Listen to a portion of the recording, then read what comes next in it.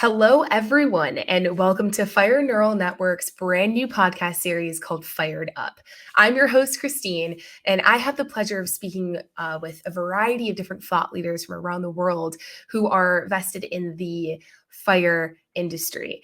And so today, I'm very excited to bring on our guest. Her name is Rocio Vitalle, and she's the CEO of Improving Aviation. Her company uses aerial intelligence using drones and a combination of ground area sensors to help combat climate change and help assist military and stop wildfires. So, without further ado, I'd love to bring on Rocio to the show. Rocio, welcome. Good morning. How are you? I am good. How are you? I'm doing well. Where are you calling in from?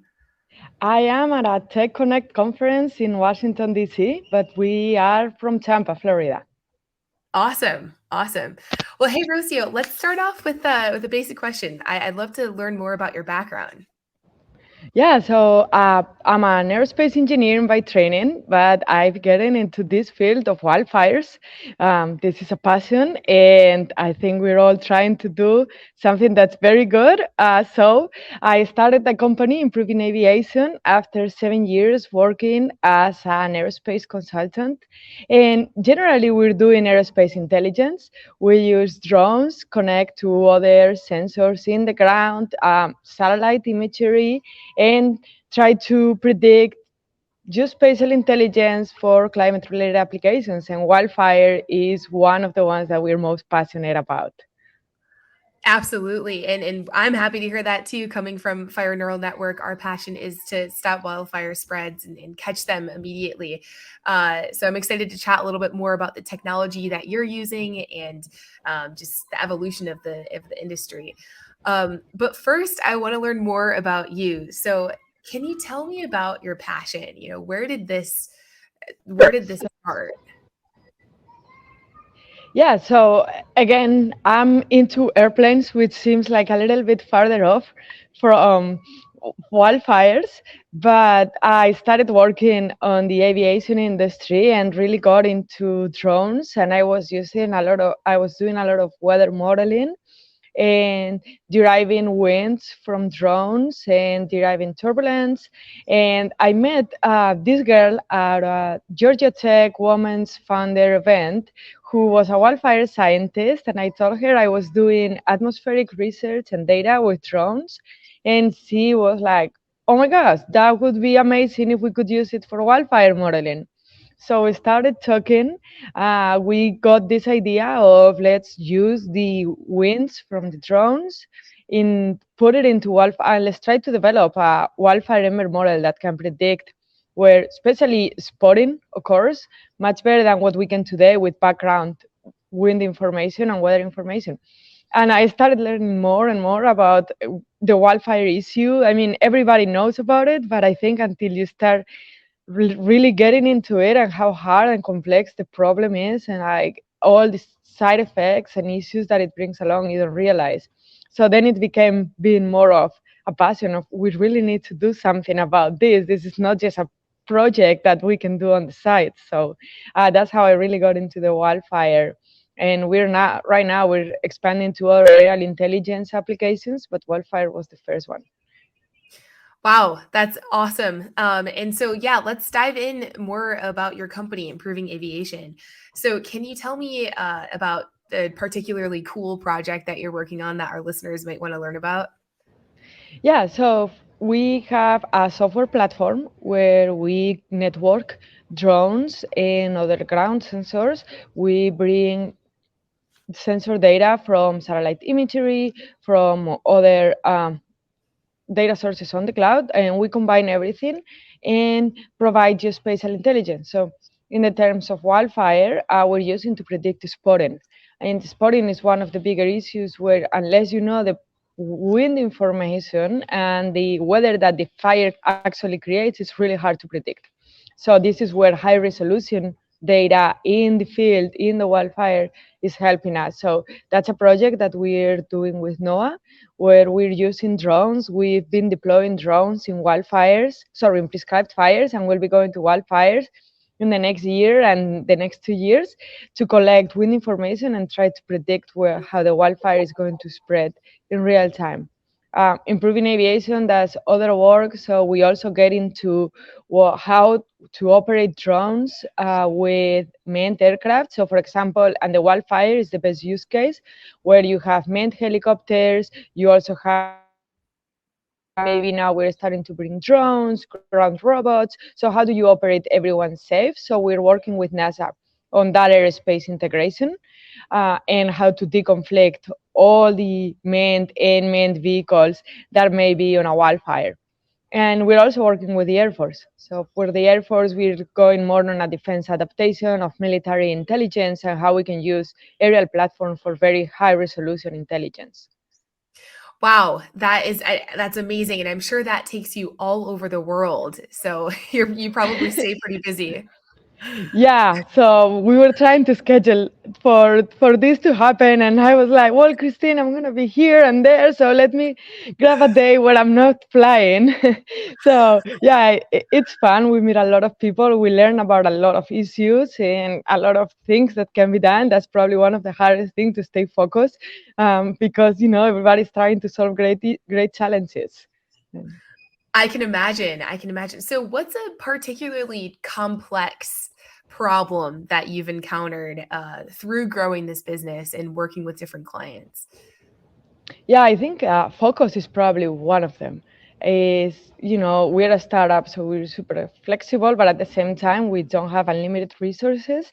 And maybe we meet Jake from Fire Neural Network, and he's like, "Oh, it would be amazing if we could do this because maybe we could combine the drones and all these sensors." And that sounds like such a cool project and something that would be very interesting. But then the next day you go to another conference and meet someone else, and they also have a different problem. So it's very hard with all these very complex problems and people trying to do the best solutions to stay focused and decide, okay, what are we going to deploy first? How are we going to maintain true to our vision? And what's a priority? And I think that's one of our biggest challenges. Yeah. So, can you talk a little bit more about the entrepreneurial mindset? And, obviously, FNN is also a startup. And so, like you mentioned, we share a lot of that same mentality and the same challenges. Can you share your experience, just, how you decided you wanted to become an entrepreneur and how the path has looked so far? Sure. So I think that's always something that's been on the back of my mind. Both of my parents are entrepreneurs. They have small businesses. I'm originally from Spain, so I always wanted to do that. I also was on a consulting firm, and while it was great and I learned so much, being at a larger firm doesn't allow you the creativity and the flexibility to do to take your ideas to reality. And that's something that I always wanted to do, and I felt like entrepreneurship could be one of the options to do that. I had a good network where I started consulting for the FAA, for the Federal Aviation Administration, and NASA. So I felt like it was the right time, and it's been exciting. I mean, there are a lot of highs and a lot of lows, and it's kind of a roller coaster ride. But I think that being surrounded and having a support system, and luckily in Florida and in Tampa we do have that, with so many organizations that support us for a marketing perspective, for helping us get grants from the federal government. So I think that understanding that as an entrepreneurs and startups especially, we don't have unlimited resources. We actually have very few resources, and everybody needs to learn how to do everything. And then but also getting the support from those organizations, that at least for us has been critical, because we can fill the gaps that we can't in-house. I'm sure. Yeah, definitely. You need to be scrappy as a small company and Yeah. being an entrepreneur. It's got to run through your blood. So it sounds like you Yes. have that definitely. And so I'm curious if there's any sort of cultural differences working with different, fire departments, different organizations. It sounds like you have obviously roots in Spain and in Europe, but also you're working in the States. Can you talk a little bit about maybe some challenges that you've encountered culturally? Yeah, so I think we wildfires and technology, that's very two different opposites of the spectrum when it comes to technology development. And when we talk to wildfire to firefighters, especially wildfire firefighters or helicopter fires, wildfire pilots, they are used to doing their thing based on intuition. And they know that better than anybody, and they're completely right to do so because they're the ones that are putting their lives on the line. And so it's very hard for a technology company to try and change that mindset where I'm going to bring you a drone that can do that is going to tell you where the wildfire is going. And someone's like, well, I've been doing this for 20 years and I rely on nothing but my intuition to tell me where the wildfire is going. So I think cultural change is probably one of the biggest barriers for technology to enter the wildfire industry. People are very sensitive about how wildfire fighters do their thing because we're mostly scientists. So, as a scientist who personally I had never been to a wildfire before, how am I going to tell a firefighter what they need to do and not do? Like, that doesn't make sense. So, I think changing that culture and more for us as scientists to understand that they're putting their lives on the line and that this cultural change has to be very smooth and very gradual. That's how we may be able to bridge that gap, which I think for me is the biggest issue to bring in these technologies to life.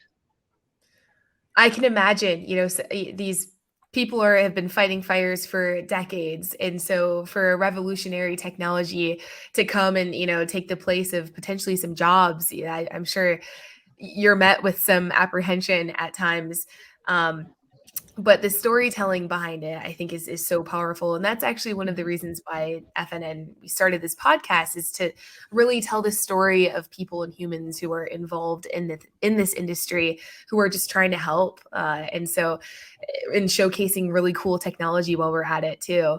And so for a layman, say for example you're describing it to your grandma, could you just like simply break down in the beginning, you broke down pretty extensively, what the process looks like for the drones and capturing the data, but can you just break it down even more simply and just from, say you bring a client on board, what does your process look like from day zero to when you've already onboarded them and they're leveraging your technology? Yeah, for sure. So we actually work with different types of partners. And for example, one of them is already doing aerial mapping of wildfires for the Forest Service. So in this case, what we are working on with them is to retrofit one of the airplanes where they are doing the wildfire mapping. And by retrofitting, sorry, that was a very aviation term. So we're essentially putting a wind sensor, temperature sensor, and so that we can collect atmospheric data on the airplane while they are doing the wildfire mapping. So in this case, and we have a camera as well. So our weather sensors that are on the airplane are collecting atmospheric data while we have a camera with a machine learning algorithm that is running on board, and we're detecting where the wildfire is in real time automatically with machine learning models. So we also have a digital map of the area of the United States that we can pull in real time. So in this digital map, let's say that we go out to a fire in New Mexico. We take the area that we are surveying and we create a digital map that has the elevation model. So we know what the slope is on the mountains because that's going to determine areas where the wildfire may propagate faster. We also map areas and then we map the vegetation. So if we have dry vegetation, the wildfire is going to burn faster there. And if, for example, if there is a body of water, the wildfire is not going to propagate through the bodies of water. So we create that kind of digital map of how the surface looks like. Then with the camera, we map where the wildfire is so that we can get the coordinates of the perimeter of the wildfire. And what we're working on, and this is part of our research project, is to network everything in real time. So we have that done for prescribed fires, where while we're collecting all the data, we send it back to a control station and upload it to our servers in real time. So we have a latency of 6 seconds between the time that we get the measurement and the time that we get it on the cloud. And then on the cloud, we bring everything together, the wildfire perimeter, the digital map, and then run our wildfire model and try to predict where the wildfire is going. So for these companies who are already providing wildfire services and are providing the maps to the Forest Service of where the perimeter is, we're trying to add that additional layer of, okay, here is what it is today or right now, today, and this is where we think it's going to be tomorrow.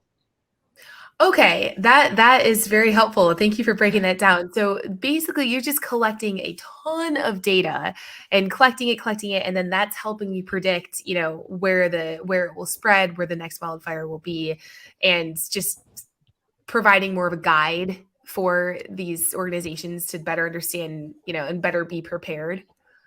Yeah, exactly. There is one of the biggest issues that we found out on our research is that unless you have data from the wildfire itself, in situ data, getting weather from a weather station that is 50 miles away is not going to give us enough information that we can predict reliably where the wildfire is going. So we're trying to collect all that data in real time, in situ, so that we can make a much better prediction. Okay, that makes sense. And so you mentioned that you haven't been to a wildfire before. Is there a reason for that? I feel like that would be exciting, but I mean, obviously also dangerous. But it is, yeah, I'm curious why you haven't been to one yet. Yeah, so we're pretty new to the topic. It's been only a couple of years that we started working on the wildfires, and we have people on the team who are on the wildfire scientists that have been wildfire fighters. So they all have gone to the wildfires. Me, as the project manager, if we can say so, I haven't been to any yet, but our budget was actually very, very limited. We just got selected for funding increase by NOAA that we have budgeted for the whole team to go to wildfires in the next year or in the next 2 years. So starting the next wildfire season, we're going to be going, and I think that's to me is the most exciting part of the project for sure.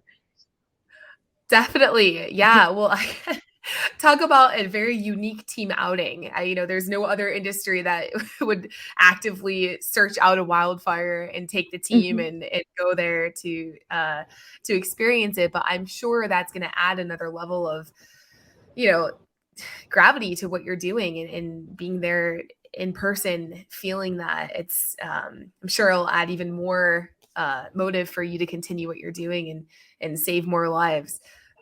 So I'm excited for you guys to go out and experience that. Um, Last Thank you. question for you. So do you have any, words of wisdom or advice to those in the fire industry who really want to, do what you're doing and do what FNN is doing, is just, get into technology, but also combine that with combating wildfires? Do you have any words of advice for people who are interested in that? Yeah, I think it's a lot, or at least to me, one of the keys that we found is to be compassionate about what others are doing. So, as we were saying before, there is such a big gap into what the academic and the research groups are doing and what really happens in a wildfire. And maybe you say, like, you haven't even been to one. And that's probably exactly the issue. We have scientists doing something on the rooms, and we have wildfires doing a complete different thing. And there is a huge gap. But I think everybody needs to be understanding and very sensitive of what the other is doing, because it's not a gap that we're going to bridge by saying, here is my technology, or I've developed a model that is much better than what you're doing right now. So I think really understanding how wildfire operations are, being sensitive about the firefighter and what they really are doing and how dangerous it is for them, and like they have families and all of that care. We live very, for us it's very easy. We know that we're going to go back home at the end of the day. So I would say that my biggest advice is to try to bridge the gap by learning to understand